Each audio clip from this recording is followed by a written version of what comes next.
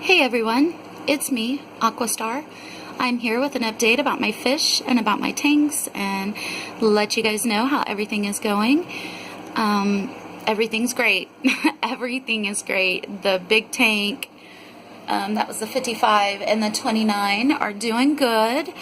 All of my fish are fine. Nobody's gotten sick. Nobody's passed away. So thank God for that. Yeah, everybody's fine. And my little 14-cent feeder fish down here who started out black and white has now turned into a gold cap common fish. Flutterbuyers, always in the limelight. You can't hardly see him back there, but he is literally like 3 or 4 times the size he was when I first got him. And his little black streak down the middle of the top part of his body is gone, and it's just turned into like a red cap. Right there he is, and he's getting very big, and he loves eating on that brown algae. That's really the only problem that I'm having in my tank right now is brown algae, and I've kind of just I've just given up.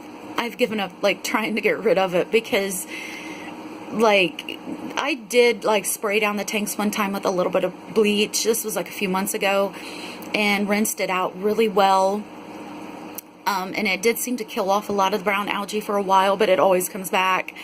And I would have to, you know, pull out my filters, the tank, and really like go in the backyard and like spray everything out with bleach and rinse it out. And I don't want to do that because that's going to kill like my good bacteria.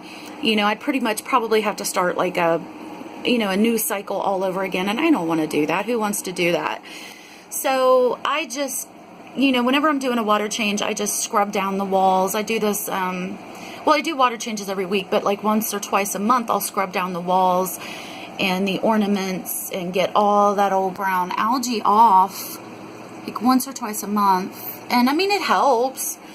It gets rid of it for a while, but I mean, it just comes back. So, and from what I understand is that's actually kind of a good thing. The algae is a good sign that everything's kind of like good in your tank. That's what I've heard. When I asked some people on a goldfish group on Facebook, they were saying that it's a good thing. So I'm like, okay, I guess. The only bad thing about brown algae is, though, I'll say this, it doesn't bother me as much being on the intake and on the walls and the ornaments. But when you have live plants in your tank with brown algae, it attaches to your plants, obviously, and it does not rub off well off of plants. Like it integrates itself like into the fibers of the plant, and you can't get rid of it. And it essentially makes your plants look like they're like half dead when they're not, because the algae is brown. So it looks like the leaves are brown and like dying or nasty, but they're not. They're alive, they're fine. And it just, to me, it makes plants look like crap. So that's kind of bumming me out, because I had some very large Anubias in this tank that I actually paid a lot of money for, and I had them for a couple months or a few months, and they were doing well, but this stupid brown algae like attached itself to it and just made the whole plant, I mean the whole plant, just look ridiculous. It was an eyesore. It just looked so ugly to me. So I threw it out, and I kind of feel bad. I feel bad because it was like a live plant, and it was like living and doing good in life, and I like threw it out. But it's just, it looked horrible. It looked like it was dead because of the brown algae on its leaves. So that's really the only quote unquote problem that I'm having now. Everybody else is fine. The inhabitants of these aquariums are doing great. Everybody's getting really big.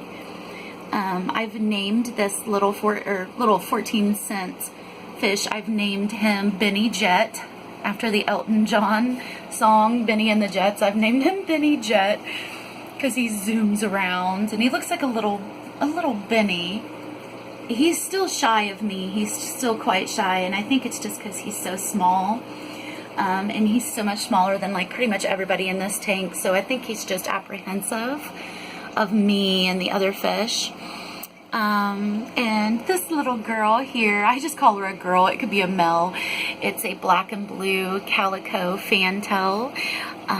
She's one of the ones that came in February covered in ick, absolutely riddled and ate up with ick. She's doing so good. Here lately, she's had a growth spurt. She's grown about an inch over the last month or two. She's getting really big, and she's so pretty. She's literally like black and blue and got a little bit of like gold on her belly. And she swims kind of funky. I think where she's still small, she kind of has a little bit of trouble with the powerful filters, but she doesn't stress out. She's never sick. She's never like laying. She never bottom sits. So she's fine. So I think she can get away from the current of the filters by like going down near the bottom and, you know, and just kind of hang out or something. And Loki is so big. He's measuring out at just over 6 inches. He's so big, dude. I told you that was the boss hog of the tank. Like this whole time I always said that, and he like ended up being like gigantic. And I'd love for him to grow like another inch or two. That would be amazing. And down there's little Flutter Butters. Flutter Butters is still the sweetest one. That's a little den mother of the tank. Yeah, so this is just a little update. Now I'll take you over here and I'll let you see these guys, and I'll explain, well, I was going to say I'll explain why I have them separate, but one of the reasons why I have them separate is because I just have too many. Obviously I can't put 11 fish into a 55 gallon. I can squeeze 7 fish into a 55 gallon, but not 11. So, anyway, another good reason why they're over here separate is these guys over here tend to be floaty. They tend to have a little bit of swim bladder issues. Now, Charlotte, the gold Aranda right there, doesn't really have floaty issues. She doesn't. But the other 3 do. The Professor, who I actually think is female, and I've been calling her Lola here lately, but I'll still call her Professor Lola. The most snobbiest fish that I have by far, not like into me. She's not really scared of me. She just doesn't give a shit about me. Like, she does not care to show me attention and affection. Like, she's here to eat and live and be happy and be plump, and that is it. Like, screw you, Amy. I don't care. So I love her to death, though. I love her face. She has the funniest little face. I'm actually very attached to this fish. I was disappointed when I first got her because she came as a panda Aranda. She was, those parts on her that you see gold and red were actually black. And I was kind of disappointed because I wanted one that was like half black, like 50% black. But now, even after she's changed colors, like, just her face is so funny. She's just the funniest little fish. So I'm very happy with her. And Charlotte's doing very well. She came with the Professor by Goldfish Online. Both came very healthy. They never had any issues. She's doing good. Yeah, she doesn't have floaty issues, but these other kids do. This little fish back there still doesn't have a name. I wait for the names to come to me. I don't really like force myself to name my fish real fast. Actually, any of my pets. There we go. Yeah, I don't really force myself to name my fish really fast. I just just let it come naturally. Sometimes they're named like within a day, like Nesbit. I think I named Nesbit like within the first week that I had him, because that name just came to me, and I like looked at its face and I was like, that is a Nesbit. That fish's name is Nesbit. So that came really fast. Yeah, so, and then Charlotte, I think I named her within like a couple weeks of having her, but that one little, where'd it go? It's a cute little fish. Where'd you go? This one is really sweet, really super friendly, and I just really don't have a name for it yet. It looks a lot like a telescope eye that I had years ago named Philippine. Her name was Philippine, and she looked just like this, like the same coloration, the same shape of the body, but her eyes bulged out because she was like a telescope eye. And her name was Philippine, so I was thinking about naming this one Philippine the Second. I thought that sounded pretty cool, but I don't know. I don't know, it just doesn't, it seems like she's supposed to have her own name, so I'm just waiting for it to come, and when it does, it'll be the perfect name.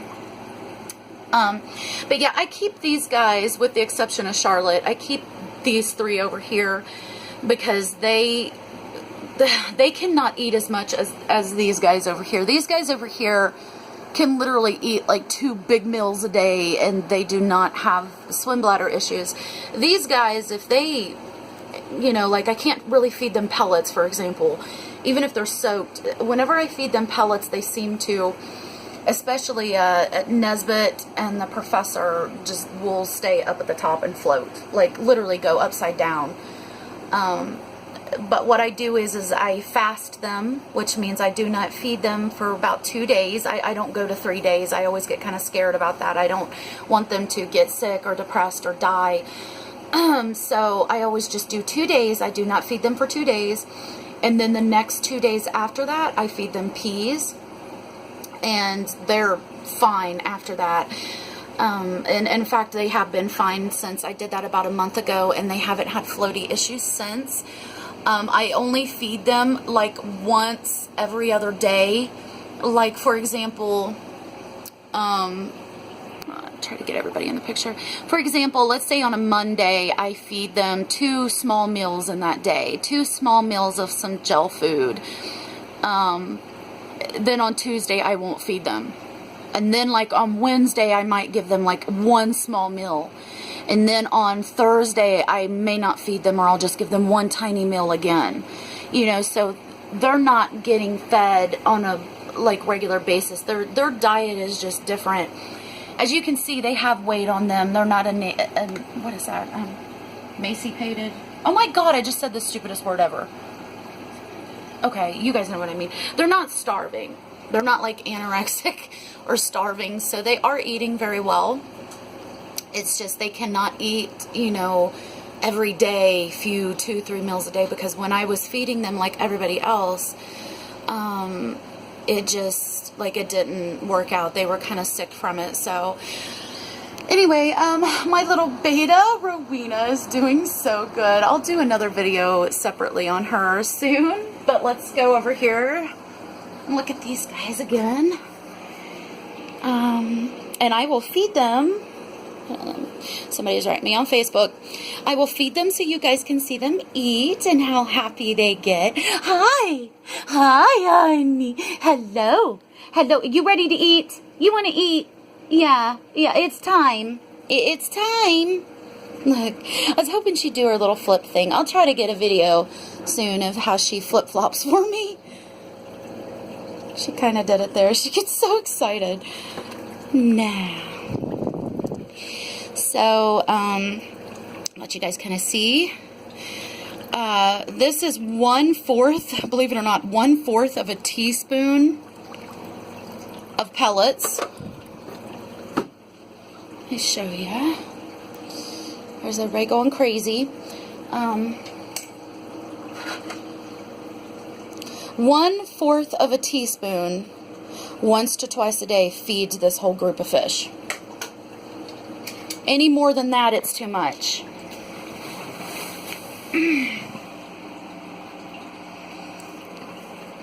It's perfect, like once or twice a day. Sometimes I do just feed them once a day because I don't want to overfeed them. You got to think, in the wild, these fish are not always guaranteed to find big meals all through the day, every day. They are scavengers. They're not always going to eat big giant meals all day, every day in the wild. So I think that's why they do okay skipping a day without meals, or just having 1 small meal a day. You know, I think it's just because that's the way it would have been in the wild for them. So, yeah, they love it. They, the first like couple weeks that I was feeding the Akari lionhead pellets again to them, they were going crazy. They were like, yes, where have you been all my life?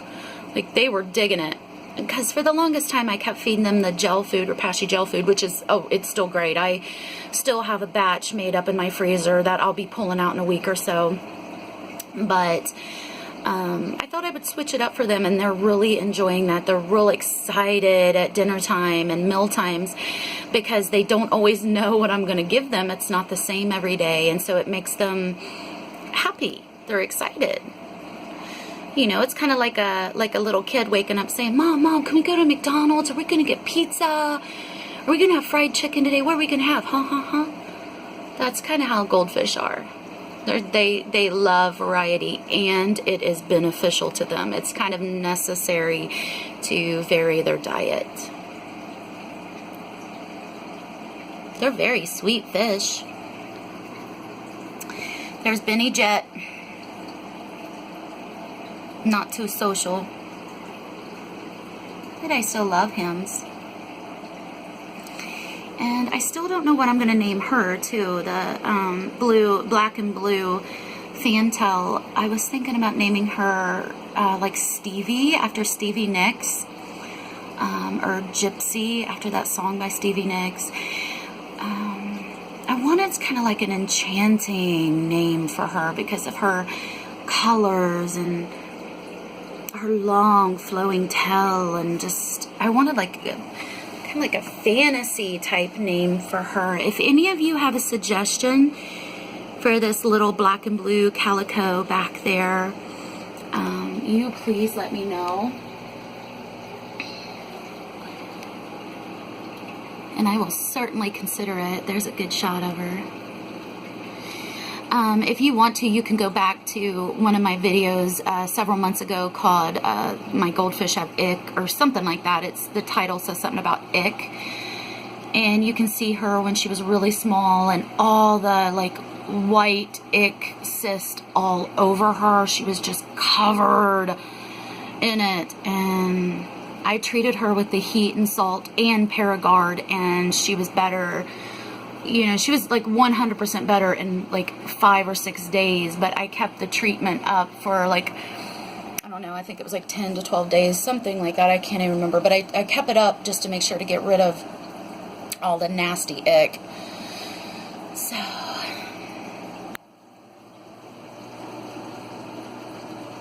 they're just chillins.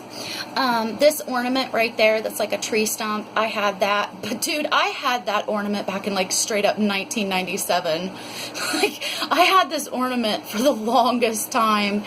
And when our other fish got old and passed away, it was in, I'll never forget it actually. It was around my birthday, 2006. I was about to turn 23. Our last 2 fish died right around my birthday, and it was real sad.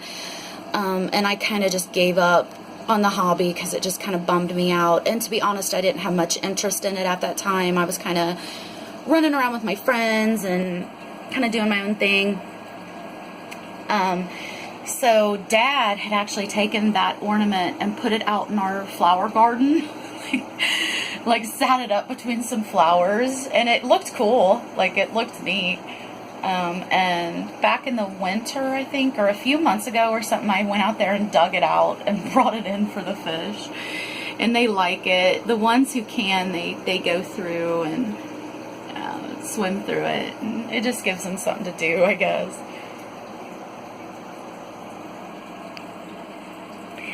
Yeah, this is my honey fish. I call the goldfish honey fish. That's my little honey fish. She's so sweet. That's the queen of honeyfish right there. But yeah, if any of you can think of a name for that, even for the other one that I said looks like the other fish that I had named Philippine, if you can think of a name for her and for her or him, you please let me know. And I will consider it. There's Nelly Bean. Getting very large, becoming a big fat fish. And yeah, so I'll let you guys go on this video. This is just a general update and getting to see my fish eat and be nosy and hen peck at everything. But now I'll shut off this video. I'll let you guys go on this video, and I'm going to do a video about water changes and how people tend to think you got to do water changes every day, or I don't know, I just think it's too much. So I'll explain that in the next video. Thanks for watching, everyone. Bye.